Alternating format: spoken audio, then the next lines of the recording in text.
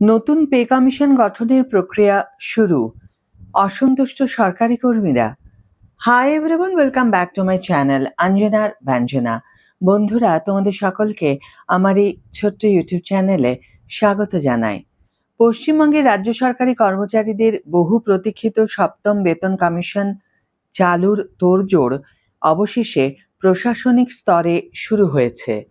সম্প্রতি জলসম্পদ অনুসন্ধান ও উন্নয়ন দফতর একটি বিজ্ঞপ্তি জারি করে সব প্রশাসনিক দপ্তরকে নির্দেশ দিয়েছে তারা যেন কর্মচারীদের বেতন, ভাতা ও অন্যান্য আর্থিক সুবিধা সংক্রান্ত প্রস্তাবগুলো তৈরি রাখে।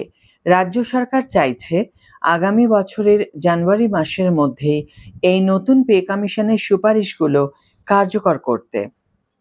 তবে এই খবর ছড়িয়ে পড়তেই রাজ্য সরকারি কর্মচারীদের একাংশের মধ্যে ক্ষোভ ও অসন্তোষ দানা বেঁধেছে। নির্বাচনের আগে যে দ্রুততার প্রতিশ্রুতি দেওয়া হয়েছিল তার সাথে বর্তমান বাস্তব পরিস্থিতির বিস্তর ফারাক থাকায় কর্মচারী সংগঠনগুলো তোপ দাগতে শুরু করেছে। জলসম্পদ অনুসন্ধান এবং উন্নয়ন দপ্তরে জারি করা বিজ্ঞপ্তি অনুযায়ী প্রত্যেকটি প্রশাসনিক দপ্তরকে তাদের কর্মীদের সংশোধিত বেতন ও ভাতার খসড়া তৈরি করতে হবে। এরপর অর্থ দপ্তরের পর্যবেক্ষণের পর তা পে কমিশনের কাছে পাঠানো হবে।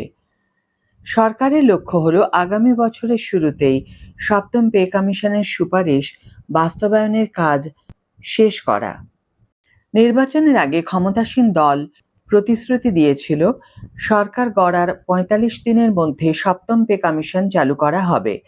পাশাপাশি কেন্দ্রীয় হারে ডিএ এবং ৬ মাসের মধ্যে অষ্টম পে কমিশন চালুর রূপরেখাও প্রকাশ করার কথা ছিল।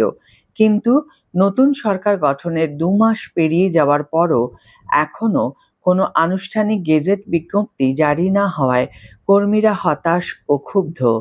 কনফেডারেশন অফ স্টেট গভর্নমেন্ট এমপ্লয়িজের সাধারণ সম্পাদক সমাজ মাধ্যমে এই প্রক্রিয়া নিয়ে সরাসরি প্রশ্ন তুলেছেন। তার অভিযোগ, পে কমিশন গঠনে কোনো গেজেট নোটিফিকেশন ছাড়াই দপ্তরগুলোর কাছে প্রস্তাব চাওয়া হচ্ছে, যা প্রশাসনিক ইতিহাসে আগে কখনো দেখা যায়নি। তিনি মনে করেন এটি নিছক কর্মচারীদের বিভ্রান্ত করার একটি কৌশল। গত ২২শে জুন ২০২৬-এ রাজ্য বাজেটে অর্থমন্ত্রী স্বপন দাশগুপ্ত ডিএ ২০% বৃদ্ধির ঘোষণা করেছিলেন। সেই অনুযায়ী আগামী ১ অক্টোবর ২০২৬ থেকে কর্মচারীদের মোট ডিএ বেড়ে হবে ৩৮%। এছাড়া সুপ্রিম কোর্টের গত ৫ই ফেব্রুয়ারি ২০২৬-এর রায় মেনে ২০১৬ থেকে ২০১৯ সালের বকেয়া ডিএ মেটানোর কাজ চলছে। এর দ্বিতীয় কিস্তি মিলবে আগামী সেপ্টেম্বর মাসে।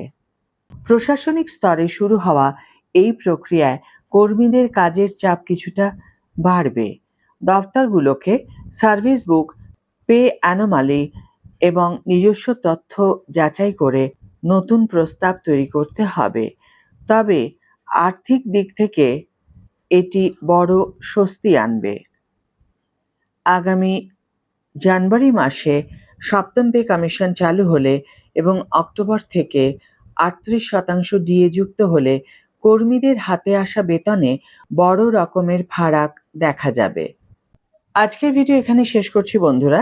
ভিডিওটি যদি কার্যকর বলে মনে হয়ে থাকে তাহলে অবশ্যই একটি ছোট্ট করে লাইক দিও, শেয়ার করো বন্ধুদের সাথে, কমেন্ট করে জানিও তোমাদের মতামত। যারা এখনো আমার চ্যানেলটিকে সাবস্ক্রাইব করোনি তারা অবশ্যই চ্যানেলটিকে সাবস্ক্রাইব করে আমার পাশে থেকো। আর যারা অলরেডি সাবস্ক্রাইব করে দিয়েছো তাদের জন্য আমার অনেক ভালোবাসা এবং অনেক ধন্যবাদ। আজ তাহলে বিদায় বন্ধু, দেখা হবে পরের ভিডিওতে। ভালো থেকো, সুস্থ থেকো, সঙ্গে থেকো।